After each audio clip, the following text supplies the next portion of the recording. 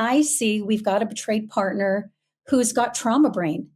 And so her nervous system is so geared up for seeing the danger that they literally go offline, meaning they're no longer connected to their prefrontal cortex where there's logic, reasoning, emotional regulation. And they're now back in that part of their brain in the mid back part called the limbic region. The amygdalas are firing, they're in fight, flight, or freeze. And when we're in that state, communication cannot happen.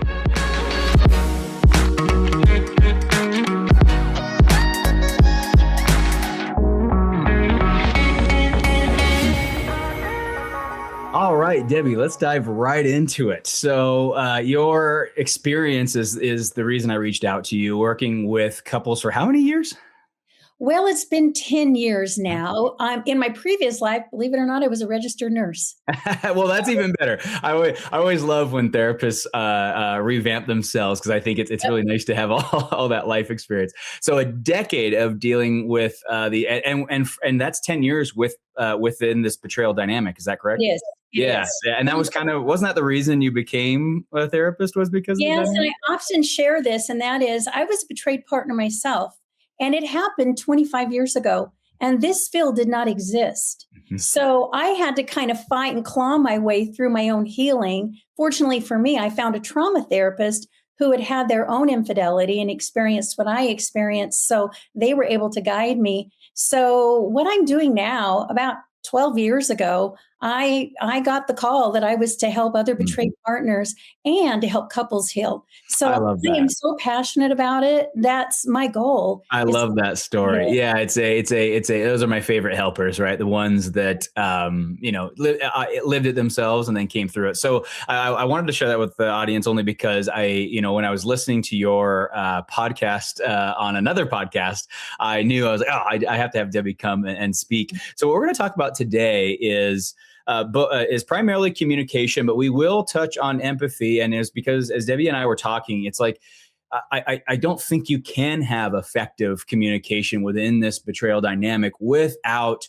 really doing your best to understand empathy. And I know my audience, I don't know if you guys I almost have like PTSD from hearing the word empathy, because it was just such a hard thing for me to comprehend. It just, in my world, empathy was just not valuable. I never thought about it. We didn't really practice it in my household growing up. In business, we just kind of skip over that whole thing. And so I had to really learn it for the first time after I had betrayed my wife. And I wish I knew what I was doing before. But Debbie and I are going to try to help you accelerate the process, because you don't need to be inept in this, and you also don't need to be a master at empathy to show up in an empathetic way. And I think Debbie and I are going to clear some of that up. So let's first talk about the communication. What if you were to just highlight for the audience, what errors do you see in that first 2 years where we're having conversations that are not helpful? And actually potentially either causing harm or further eroding trust? What's one of the biggest things you see between the couples in that dynamic? Well, I see a couple things happen. So let's talk about the first one. The first one is I see we've got a betrayed partner who's got trauma brain.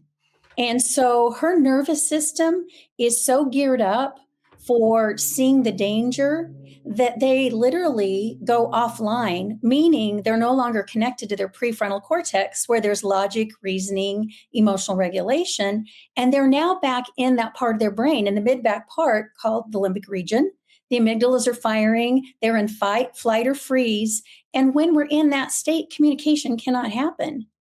So one of the things I teach my couples is that if either one of you go offline, you can't communicate. Yes. The limbic brain tells us that, hey, we got to fight. We got to fight for a resolution. We've got to fight for a solution. And the problem is you can't if either one of you are offline. So I teach them that the best thing you can do is to call a pause to the conversation. So we've got to have a real clearly defined way we do the pause so that it doesn't show up as gaslighting. Yes. All of a sudden I say, hey, pause, time out, and I walk away, I am leaving my partner hanging in a state of distress.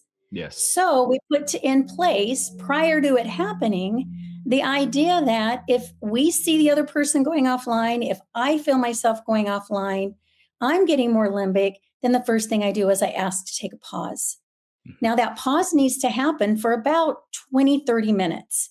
During that time, both of them need to do some self care, go out, take a walk, go get a drink, go do a meditation, do something to get your nervous system regulated again. The rule is if we take a time out to support the coupleship, then we have to come back and finish the conversation when both are grounded.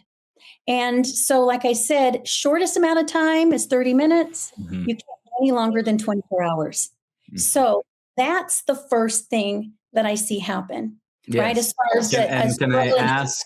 So one thing that is so common, I know you've seen this, and every listener has probably encountered this. In the moment, I would say there's typically one partner who wants the break and not the other. And the person who does not want the break really doesn't want the break, feels it as a rejection, feels it as they'll often weaponize words or triangulate and say, hey, there you are being avoidant again. You avoid conflict. They'll which is so sad to see, because when they weaponize the very attachment style that the person's trying to, so can you speak to that for a second before we go on? Because I think that's probably one of the biggest hangups is you need to everything you said was absolutely correct. Mm-hmm. And we need to let this happen. Right.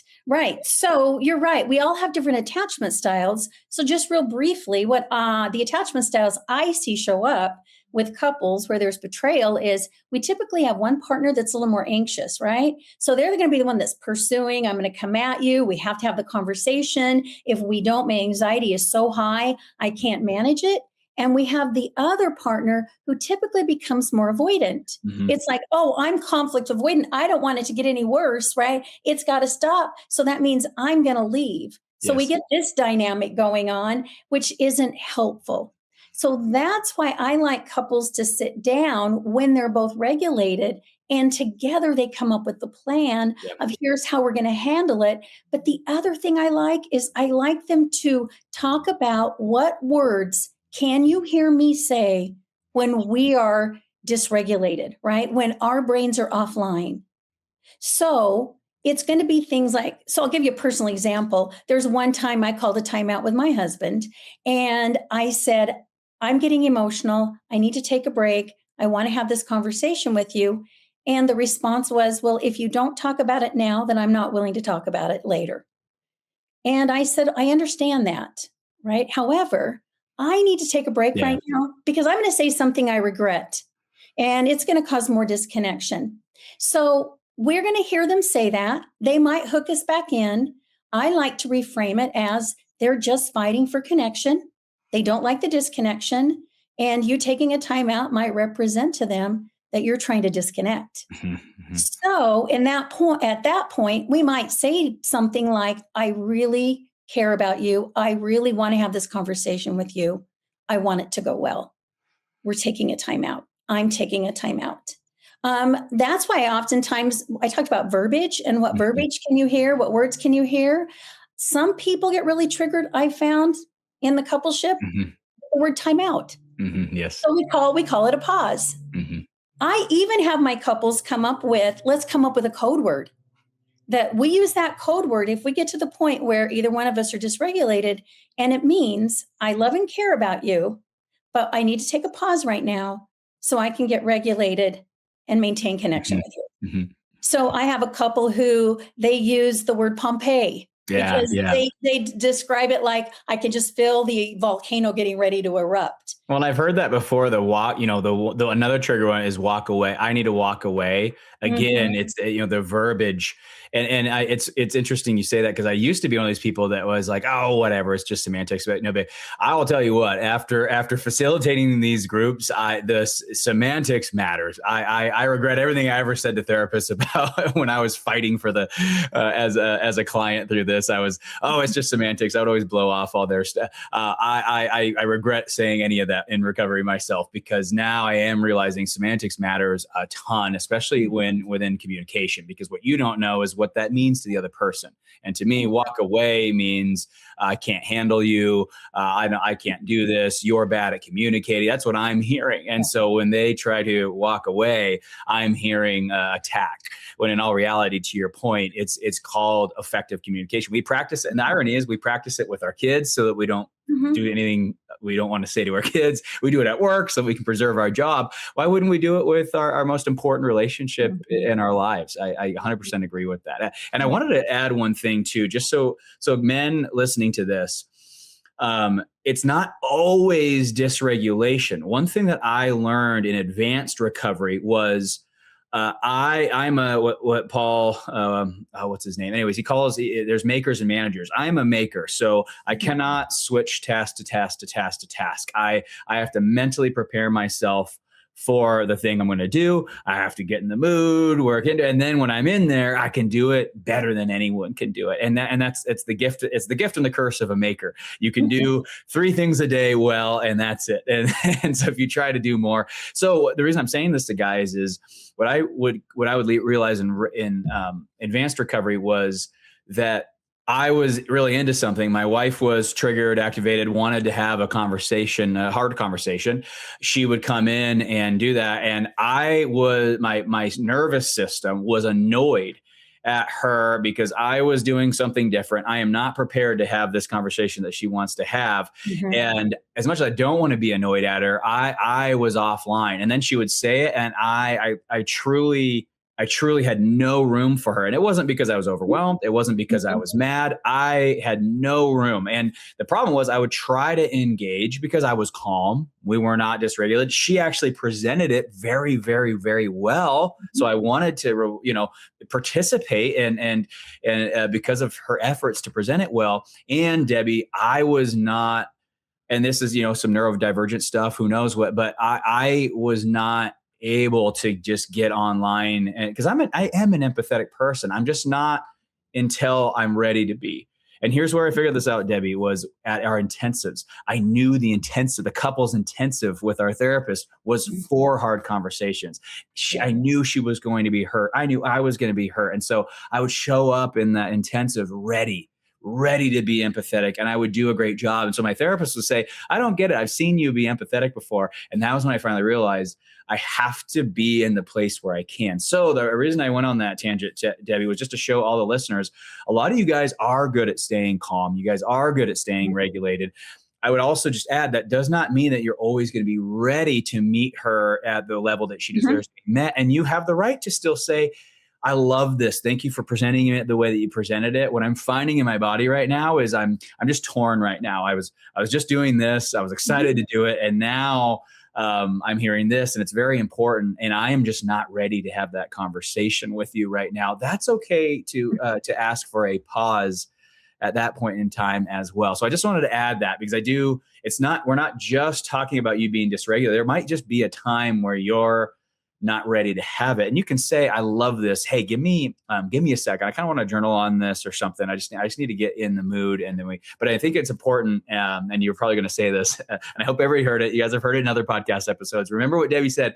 I'm going to come back and we will have this conversation. And again, you guys can have a second pause too. That's another thing that I see couples not do is it's okay to ask for a second pause if you guys come back and screw it up again. There's no right, wrong way to do this. You don't have to listen to it but what Debbie and I are trying to do is we're trying to help you guys have a productive conversation. And what we're trying to help you say is whatever it takes to get there, let's try to have a productive conversation rather than forcing a conversation that you're just simply not prepared to have. So I did want to just add that because it's not just emotional dysregulation. Sometimes you can just not be ready to give her the empathy that she's going to require in that moment. Yeah. And I love that internal awareness you have of not only how your brain processes, right? How you work, right? But how to then verbalize to her and communicate to her. Now's not a good time, right? Maybe I can sit and listen to this moment. Maybe I can't. Yeah.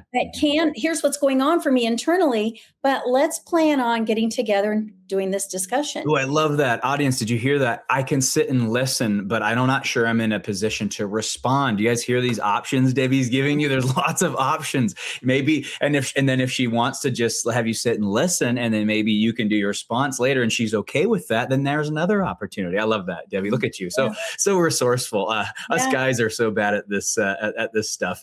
To me, I have to solve the problem right now. That's my only option. So this is really nice to hear. So keep going. What I think you had another idea. Well, I was going to just say too, is like, I also teach betrayed partners that, lots of times they want to do a lot of talking, right? They process by talking. And like you said, the person who's doing the recovery work might not be in a place where they have the capacity in that moment to have a conversation. So can we approach them and can we say, I would like to visit sometime today, right, about this topic. When is a good time?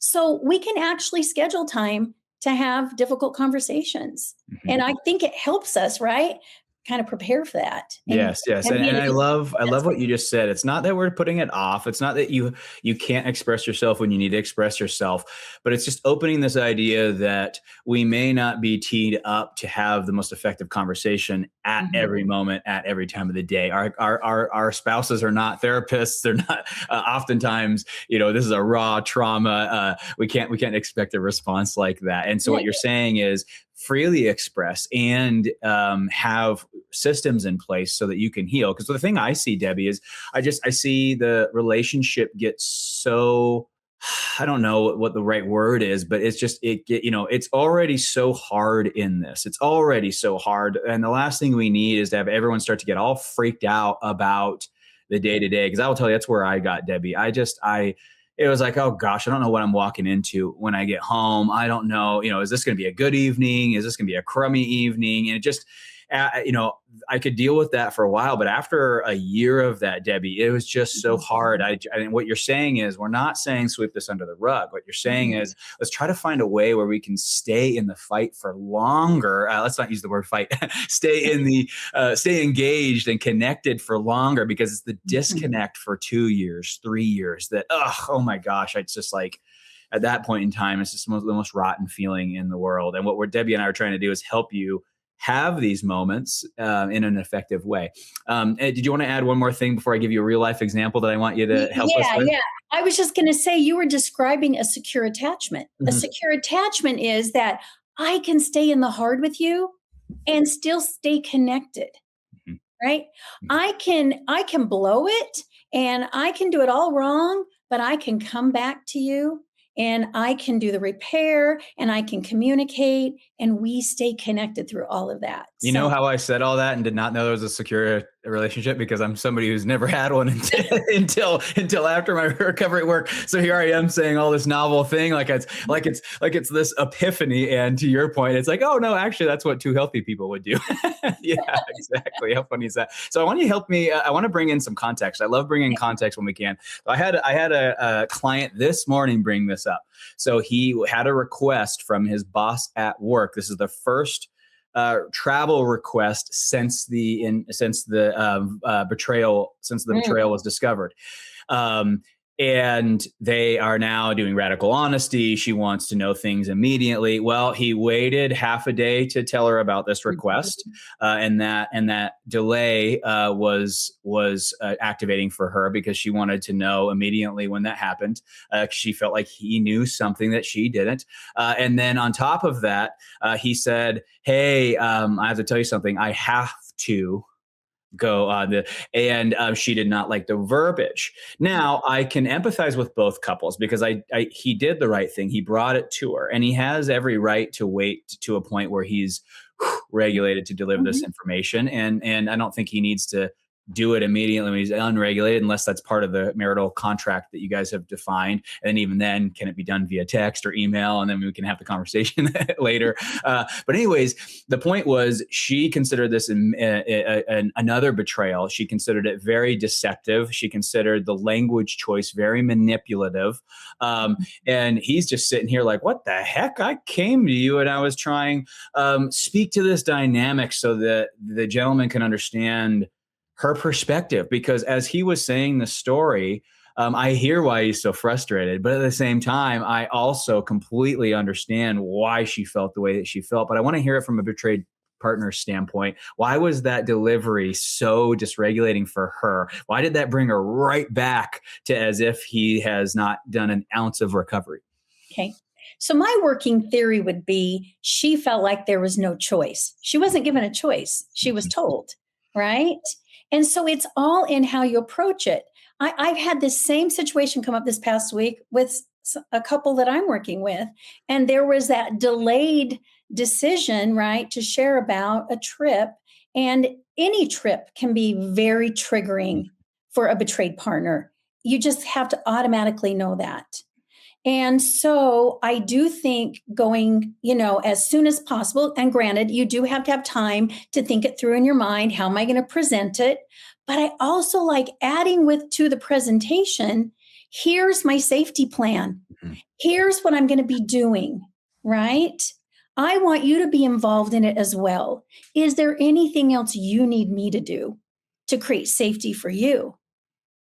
And it might be some crazy things. You might have to send a text with a photo every so often of, that you're in a meeting until we get that betrayed partner to a point where they're doing their own healing and they're rebuilding the trust and they're feeling safe and secure in the relationship.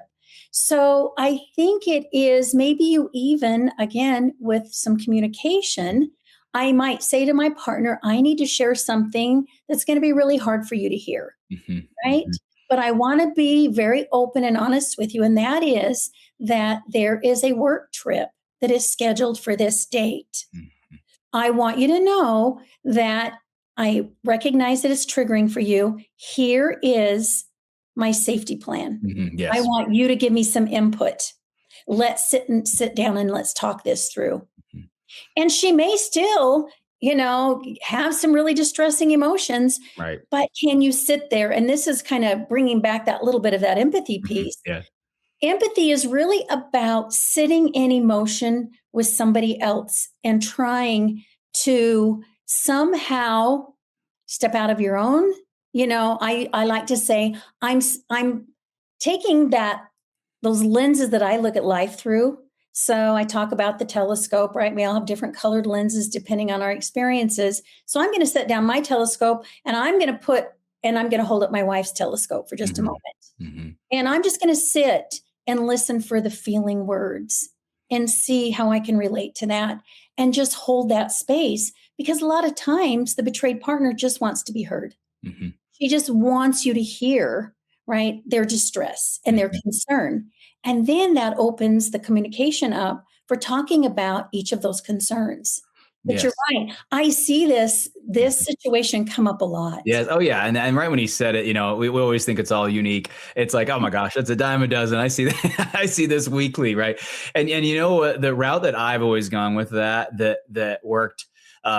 I still struggle to this day with empathy, Debbie. It is a foreign. It's like another language to me. It's just not something I understand yet. Obviously, I intellectually understand it, but in no way is it as the instinct of mine. It is very robotic still. So what I've done, Debbie, is and I would encourage guys, if you guys are just like empathy is just this nonstop problem for you, what I'm about to tell you isn't empathy, but it is honesty. And so what I would say is just honestly tell her what's happening. So she's not going to love it, but she's also, if it's the truth, that's also a nice substitute if you can't necessarily tap into because again, these ladies aren't dumb. They know they know it's hard for us and they're okay with it being hard for us. But what they're not okay with is silence, freezing. That's something that is very activating to them, because again, that signals you don't care, you don't understand, you're not trying to care.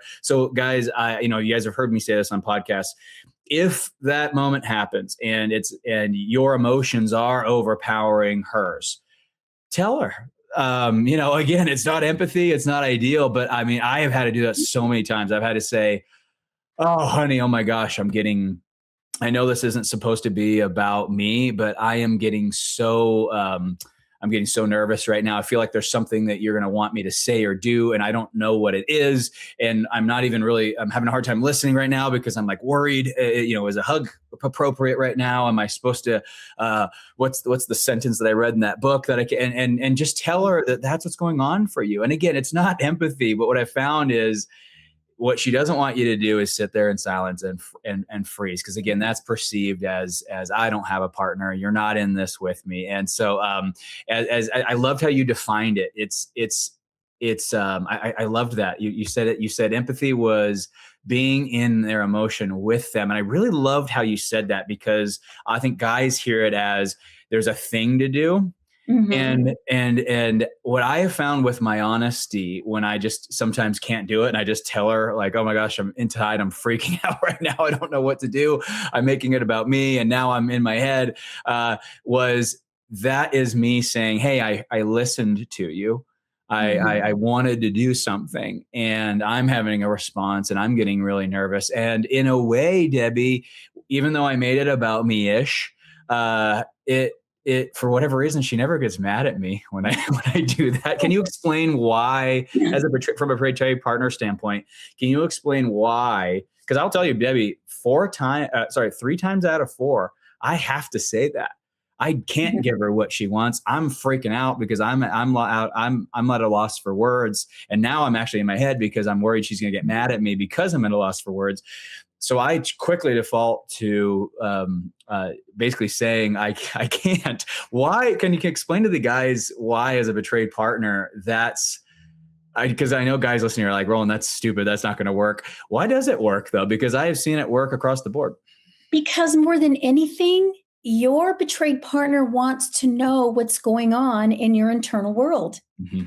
If you share with them, here's what's going on for me right now, here's what I'm feeling, here's what I need, believe it or not, that starts to build trust. Yes. Because remember, you hid your life from them in the past. Mm-hmm. So if I'm sharing with you, hey, I hear what you're saying, I need to take time, I'm feeling anxious on the inside, I don't know how to respond, can you give me some time? Mm-hmm. Mm-hmm. Wow, they're going to go, my betraying partner is getting so smart, right? Mm-hmm. And they're sharing with me what's happening. And that's what they want more than anything. Yes. The other thing too to add, and I would say that when you're stepping away, you also say, you really matter.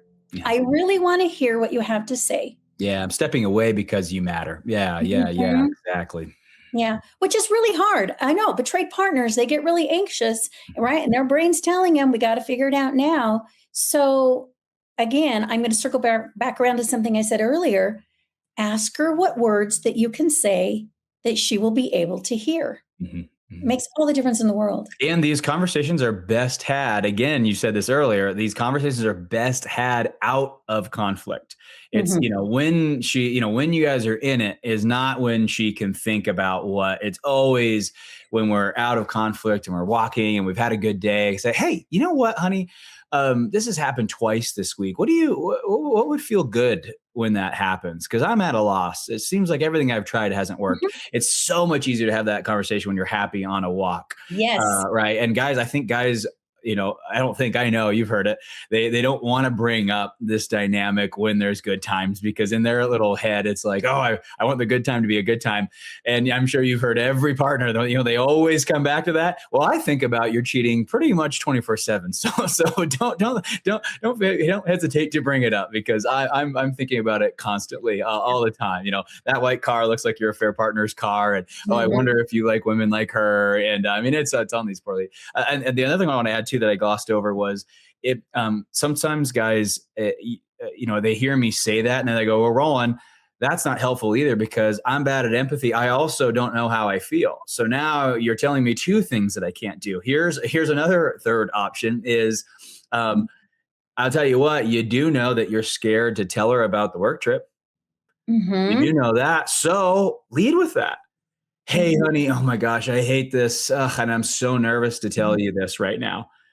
And here's my hunch with this, and I'm sure there's science somewhere around that I could find to back this, but here's what I hear.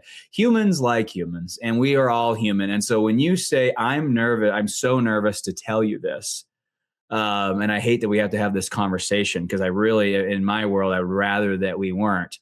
But my boss told me this morning that that there's a trip, right? And now you're teeing it up with I'm nervous, and I find people can soften when that happens because they again, we're all humans. And then you're saying I really I'm not happy that this conversation's happened. So you're taking her side, and then it's being presented after that. So for the guys who say that they can't feel and they can't do empathy, it's like, oh, come on. If you're nervous to present it, that is a feeling. And so again, I think honesty, the thing that I have learned is honesty conquers all. There's so many religious texts and everything that basically say this, right? The truth is just the way to go. It is just always the way to go. Oh my gosh. And don't apologize. Don't butter them up. Don't just say the darn truth. That's what I always tell everybody. And it is shocking how well that goes. Who knew? After a lifetime of lying, I wish I knew that telling the truth was actually going to work. Anything to add there before we jump over to speak to empathy a bit? I just love the idea, like you said, of lead with an emotion. Mm-hmm. And you're right. Most betraying partners have a lot of fear, right? Mm-hmm. And so if you're afraid, you're hesitating, you're wanting to avoid, chances are there's fear underneath. Right. And to your earlier point, I know a lot of guys are like, well, why would that work? Because in our worlds, and this to empathize with the guys in our worlds, we hear that and we're like, that wouldn't be helpful at all. Guys, you're not her, and you're not a female, and you're also not a betrayed wife. And so what you said is it's so refreshing to have someone feeling their feelings, expressing their feelings, expressing their fears, their anxieties. And another cool thing is if they're nervous, that means that you love her. Mm-hmm. Right. And that's the thing is when we don't get nervous when we have nothing to lose. And so I think that's the thing that makes a lot of this sharing of the emotion work is when you're scared, it means you have something to lose. If you're nervous, if you're anxious, if you're worried, if you feel stupid, like all of these things, it's because we have something to lose. And I think that it's so refreshing for these ladies to hear that because it's like you do care. Right. And oftentimes that is, you've been a betrayed partner. I do think a thing you wonder all day long is, do you care? Do you understand what you did to me? Does this matter? Right. And I think by expressing our emotions in a roundabout way, it does prove that you're still in this. Absolutely. Right. It's numb people and people who are checking out that don't feel. Right. So I'm trying to help, and the reason I'm going on with this, I know how hard this is because it was hard for me. And what I slowly realized is you actually have a lot of options. You don't have to say the right sentence. It's intimidating to listen to Jake Porter and how good he is at saying empathetic things. It is just, it just blows my mind what comes out of his mouth. Cause I would care. It's so, I'll say empathy and then he'll say something 20 times better than the thing that I said. I'm just like, I didn't even know that option existed. And so it's intimidating, but I just want guys to know there's options here. There's tons of options. There's no right or wrong way to do it. The point is just to show to your partner that you give a shit. I mean, that is just the point, right?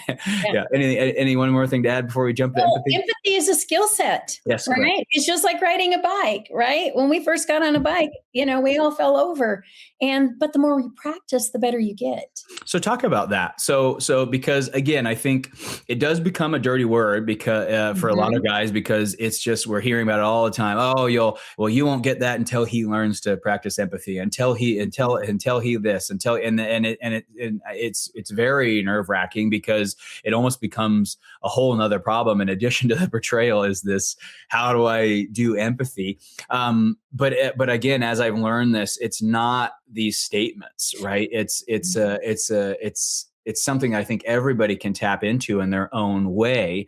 I mentioned this before the podcast. If for the listeners, if you guys have not listened to Stevie Hall's episode on my podcast, it's great to listen to because what she tries to do is just broaden the horizons on what empathy is. And I do think the betrayed partners can benefit too of broadening their horizons, because I do think the empathy that you're used to getting from your mom, your girlfriend, your therapist, your husband's going to just give it to you in a different way. And I think think too, we need to also I'd encourage the betrayed women to soften, I'd love to have your perspective on this. Also kind of broaden your horizons a bit, because I do think just because it's not the way you want it to be said, I think we need to be careful accusing the person of being unempathetic. I think Mhm. I really disliked that, because I feel like it kind of pulled me into my turtle shell, and I was like, you know what? Well, screw it. I'm not even going to try to do empathy anymore then, because I have been trying, and all you do is just squash it all. And and I did. I stonewalled. I was like, all right, I'm not even going to try to do empathy then. I'm tired of it, because nothing's good enough for you. Can you speak to that a little bit from a betrayed partner standpoint? Well, I do hear betrayed partners come in and they'll say, you know what? He's trying empathy, but it sounds like it's a script. It is so Yeah. rote, and it doesn't count. And Yeah. I'll say to them, but it does. Look at what it's showing you. They're making an effort. And yes, it's going to sound that way. This is something they've never done before. Mhm. And so a lot of them don't even understand emotions, and they're trying to learn emotions and where do I feel it in my body, and what emotion is it? And I said, and for them to now step into empathy, they're trying to understand your feelings and reflect that back. I said, it's like they're speaking Latin in a sense, right? Yeah, I love how you worded that. It's almost like when a kid comes and says, "Dad, I made you a picture," and you look at it and you're like, it's just like, "Oh, thank you," and you have no idea what it is. And it's. Do you look at the kid and say, "Oh, this is a crap drawing. Come back when you can make me a better one"? No, we are Right. recognize the effort, and it's so true what you said. But that being said, I gotta say, I will empathize. I've recently been through something very serious in my life, and universe has a way of doing that, doesn't it? And It now here I does. am needing empathy, and I'm not getting the empathy that I Mhm. want. No one's saying it the right. There's only one gentleman I've met who really, I feel like, understands what it is that I'm going through, and it's a yucky feeling. And it's not for a lack of trying, Debbie. I have all these people in my life trying to empathize, but Mhm. they just don't get it the way that I want them to get it. And so I'm getting kind of a taste of my own medicine here, because now I understand. I was so frustrated with my wife when she would say, you don't get it, you don't get it, you don't get it. And I'm just like, oh my gosh, somebody help me try and get it. I want to help you. I just don't know how to get it in the way that you want to get it. Mhm. Um, so how do we navigate that? Because I do think that's a very real issue. I often wonder sometimes if these men can match the ugliness and the hurt of what has been done. How do we navigate that? Do they have to? What would you say to both just a couple on this? Because I'll tell you what, it's frightening for me when I hear that I have to show her that I feel what I've done, because in my mind, I'm like, oh my gosh, what I've done is so horrible. I don't know if I could ever even fathom the ugliness of it. Right. And I pray, in a sick way, I prayed that something that ugly never happens to me, just Mhm. because it was so broken for her and so harmful Mhm. for her, and what it did to her. It completely destroyed her as a human being. And I pray nothing like that happens to me, because watching what she went through, I wouldn't wish that upon anyone. But make sense of this, because I Okay. do think that's a very real problem, and you've lived it yourself. Yeah. So let's talk through, right? Let's say I'm the betraying partner. I'm struggling with empathy. What do I do? Okay. So there's a couple of things. One of them is perspective taking. We talked about a little bit. Put down your telescope, pick up hers. The other thing I recommend is when you're having conversations and she's sharing feelings, and I'll tell my couples, if you're going to have a hard conversation, it's okay to schedule it. It's okay to sit down and bring something to write with, and start out by listening for her feeling words. What is she saying? I'm sad, right? I'm frustrated. Whatever you're hearing her say, start to notice that, because that's easy to do, right? Mhm. I can listen for that, and then listen to what she's sad or frustrated about. That's your key, Yeah. right? Well, And and everybody listening, way harder, oh way yes, easier said than yeah. than done. Yeah, yeah, Here's the other absolutely. thing is you don't have to agree. Yes, correct, A correct. lot of us believe that empathy Yeah, means I Debbie, agree such a with good you. point. Such a good point. It Such a means good that point. I'm trying to understand you.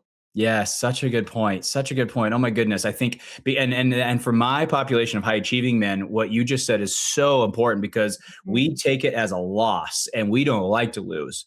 And so if I have to agree with something that I don't agree with, because there's a lot of times where they're saying something that I don't agree with. I don't Mhm. agree with it at all. And but in the end, it's also not really, it doesn't really matter. And so I don't tell her that I disagree, but at the same time, I can't take the law. My ego can't take the Mhm. loss. And what you're saying is stop. It's not right or wrong. Mhm. It's that's a valid point. That's a valid way to feel. And my actions are absolutely what caused you to feel that way. And Mhm. there's nobody who can refute any of those things, right? And I also don't think that I don't need to validate that I feel that way about you because of my actions, because I don't, and I never did. Mhm. But I Mhm. also understand that you can feel that way. I wanted to give an example, and I wanted you to speak to it from an Yeah. empathy stand. So, because I want everyone to understand. So, what Debbie's saying here is she's telling you to listen to the emotion words, right? So Debbie was saying, hear her when she's saying, is she saying sad? Is she saying afraid? Is she saying, what? Here's the thing: quite often, especially with my clients, a lot of high achieving men get with high achieving women, and they are kind of a lot more like us than they're not like us. And sometimes they're also not saying feeling words either because they're very intellectual as well. So it's a lot of, it's a lot of very well planned. It's a very well planned, executed attack, if you will. And so sometimes there isn't a lot of feeling words. So here's, I'm going to give an example. I'd love for you so to use Sue Johnson's stuff because I do love it. I think within the betrayal dynamic, I think EFT you can't get to it too early, but I do think after year one, or approaching year two, I do think EFT, in my opinion, is the best way to kind of Mhm. just get to something that you guys can work on. Um, so an example of this for the listeners, because again, she might not be using feeling words. So Debbie, I'd love for you to dissect this. So let's say my wife comes in and she says, "I can't believe I can't believe you did this and this and that. Like I still can't wrap my head around it. You need to tell me, you need to explain it to me. I can't I can't make sense of it. And frankly, I'm enraged every time I think about it. She's just going. She wants answers. She wants answers. So she didn't use any feeling words. Right. But I can tell that she is. So here's to use EFT to help guys. Mhm. So sometimes so that's what we call the content, right? And Mhm. so below the line would be what's actually going on. And so, Mhm. guys, if you can, and this is where if you guys can buy what's the name of her book, Debbie? The Hold Me Tight Hold book? Me Tight. Yes, if you guys can Mhm. read the Hold Me Tight book from Sue Johnson, it speaks to this. So, guys, what I had to train myself was because she wasn't saying necessarily how she felt. I've so if I stopped at the content, Debbie, I would now be having a conversation about what I did and trying to explain it. And here's the thing: Mhm. the answer she ain't gonna like. Because what's the answer? Half the time is I don't know. She was attractive, and it looked like a novel experience that I wanted to engage in. I liked her attention, and I thought I could get away with it. So I popped my ring off and I did it. Mhm. That's not, you think that answer is going to make her feel, it is absolutely not going to make her feel better. She's going to get twice as mad because she's like, so you're basically just an a-hole. And I'm going to say, yeah, pretty much, I guess. Right. And so that conversation never went. So if she's not using feeling words, guys, what you have to understand is there's really few things that humans feel, and really few feelings. And in the end, what she's saying without saying it is, I felt like you don't want me anymore. I feel like you want other women more than me. I feel like I'm unattractive to you, that you're bored with me, and I just feel discarded, like a total afterthought. Now, she didn't say that, but that is what she's essentially saying is you need to tell me how. Basically, what she's saying is, how can I fix myself so that you don't go do what you did again? And oh man, making me emotional saying that, because that is not what I did. That is not what I meant to make her feel. And I'll tell you what, guys, if she's asking all that stuff, you clam up. You don't know how to explain yourself. But I tell you what I do know how to speak to, Debbie? Mhm. What I just heard. Yeah. I feel like you want other, I feel like I'm bored. You're bored with me. I feel like you're ready to move on. I feel like you're uninterested. You're unattracted to me and you don't care about me and you can discard me and just replace me with someone else. That I have words for. I absolutely have words for that. And I can say them in an empathetic, genuine way, because if I hear my wife say that to me, that just breaks my heart. And I never imagined being in a marriage where that would be said to me. So that is, so dissect that though. But Debbie, that's what, sometimes feelings won't come out and you guys really need to flex the muscle of underneath all of this, what's actually being communicated to me. And sometimes, guys, that can be done during a pause. Oftentimes people are like, oh, what do I do during a pause? Because some people take the pause and they just stew and ruminate, and that's also not effective. So maybe during the pause, ask yourself, what is she actually feeling? Because and Debbie too, if you can help guys, what are those like core? Because you're certified in all this stuff. What are those like core, very few feelings? Abandonment. I mean, there's not that much that people. Well, when we get really basic, we're really talking about fear, loneliness, happy, sad, and anger. Yeah, sure. Really, but if you don't know, you can always say, "I can see you're distressed." Yeah. Mm-hmm. And I imagine, right? And think about it. You've heard her say, right? I imagine you're also really sad and even angry. But I think the important thing is when you see your partner like that, first of all, acknowledge their pain. Acknowledge, I can see you're experiencing a lot of distress right now. You're really pained because I did this to you. I left the marriage. I've led you to believe by my actions that I wanted somebody besides you. And that makes you feel sad. And then reassure them about how you're in it. And I'm doing my recovery and I'm going to my groups with Roland. And I am, right, because I want to make sure that I do all the work necessary, right, so that I can show you I'm in it 100%. Yes, because I mean, ultimately, that's what they're asking for, right, Debbie? I mean, what she wants to hear, and that's why I was telling you guys, if you guys can get below the line, I don't know a guy in any of my groups, including if he's like a 1 week in my group, brand new. I don't know a guy who can't speak to, I feel like you want other women more. I feel like you're bored with me and you're ready to replace me at any second. I don't know a guy who can't speak to that, because Absolutely. what a guy can speak to is say, I am here and I am signing up for anything and everything, and I'm willing to make endless amounts of sacrifices because I care about you. You're the one I pick. You're the one I choose. You're the one I married. You're the one I want to stay married to. I have all the answers for that. I could keep going. If she wanted me to go for another like 25 minutes, I can keep going about why she's the one that I want, why she's the one that I pick. And that's not me discrediting her. Again, that's just me speaking from my heart. Right. And I think that's what guys need to do too, is you got to be careful not to defend why she's wrong.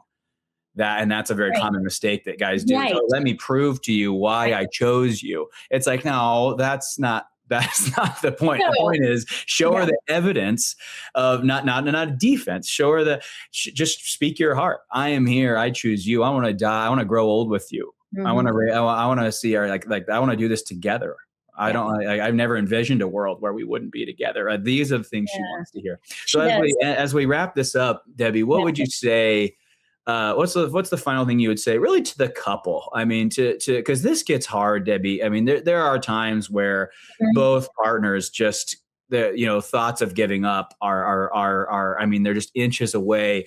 What would you tell people with this? Because it is the quit is real, and it becomes sometimes almost like what seems like the right option is just to walk away. What would you say to these people who feel like that? How do you get back to some functional conversations like this? Yeah. Well, we've got to remember that none of us or most of us were not taught how to effectively communicate, right? We didn't experience in our childhood. We didn't know how to do relationships, right? But now we've got a relationship that's in distress, right? Where there's been betrayal. So here's my recommendation. Find the right couples therapist who really understands empathy, who's got good communication skills and tools. I do believe that the therapist needs to have, to some degree, even kind of a solution-focused approach, because we're dealing with couples in crisis, relationship where there's been a fractured attachment. And so get in there, do the work. I make my couples do experiential things in session. We talk through these things. We're practicing empathy. We're identifying what the betrayed partner needs to hear and how the betraying partner can say it. So don't put off doing couples work. Yes, we need a little bit of time in the early days to establish the healing and the recovery, but finding the right therapist with the right training, the right credentials is really, really helpful in keeping the relationship moving forward, even when there is so many different layers that you're dealing with. It's so true. To everybody hear what she said. And I love that you said solution, because what it's not couples therapy really for, I mean, sometimes the first year. I mean, there's some splashes and sprinkles of some couples therapy, but I mean, it is very crisis management solutions, really calling people out, calling the betrayed partner out for, hey, you can't do that. That's not healthy. Calling the betrayer out. Hey, you got to cut that crap out. That's the fast track to divorce if you keep doing, it's not comfortable. It is. And in many ways, it's not very therapeutic. It is just this process of how the heck do we make it? But I agree with you, Debbie. This is, so many people are like, oh, especially the betrayed partner is, I'm not going to couples therapy with you. I don't like bonding with you. There was nothing wrong with the marriage until you screwed it up. And I love what you said. There are still solutions that the two of you need in this time. And you need to go see somebody who's, in my opinion, dang good at giving these solutions. I often say, most therapists should be able to, but I do wonder if you don't see somebody who works with betrayed couples and is experienced with that specific dynamic. It is such a unique dynamic. If you haven't seen it over and over and or lived it, I don't think you could ever ever understand the magnitude of it. So last thing, Debbie, if somebody wanted to work with you, how do you work with couples? Do you do intensives, in person, virtual? Where are you licensed? How do people find you and work with you? Well, I'm in the state of Arizona, so I'm licensed here. I'm also a licensed professional coach, so I can work outside. Cool. So I work in person and Zoom. And so my work is one-on-one at this point. I do have groups for betrayed partners. Oh, cool. That is barely couple sensitive. And we're really working on helping them manage the crisis that shows up even in the couple show. That's great. So I do want us to speak to that too, because a lot of the women, one of the things, at least for the betrayed wives in my groups, they don't want to wallow in the negativity. They really want to take ownership over their emotions, what needs to be done. They want to really leave the complaining about the husband's behavior out of it. I from what I know of you, you'll police that pretty well. Is it a safe group from that? Because again, it's not. That's their point. Is I want to try to heal this. I don't want to stay stuck in what he did to me. That was him. That was his problem. That has nothing to do with me. I need to figure out what I'm going to do. It sounds like that's kind of the container that you create. Yes. Absolutely. Wonderful. My clients and my group members know that we're not there to do common enemy intimacy where we're bashing on the betraying partner, right? We can bring in situations that we're dealing with, and we're going to process and work through and identify how you can manage it in a healthy way. Yes. We can't heal if we stay stuck, right? Yeah. In that space of I'm a victim because he or she did this to me. No. Great. And can they find those groups on your website? Is that a thing that they can find? Great. Awesome, yeah. Debbie. That's wonderful to hear. Yeah, because they do. These ladies need groups. I know it's intimidating sometimes to do it, but I don't know. We're tribal creatures, humans. We can't heal from something this big alone. I really believe that. It's not. Yeah. I don't think it's possible. You need a tribe around you. Yeah. You can't. Well, this was so wonderful, Debbie. Thank you for your time. You're welcome.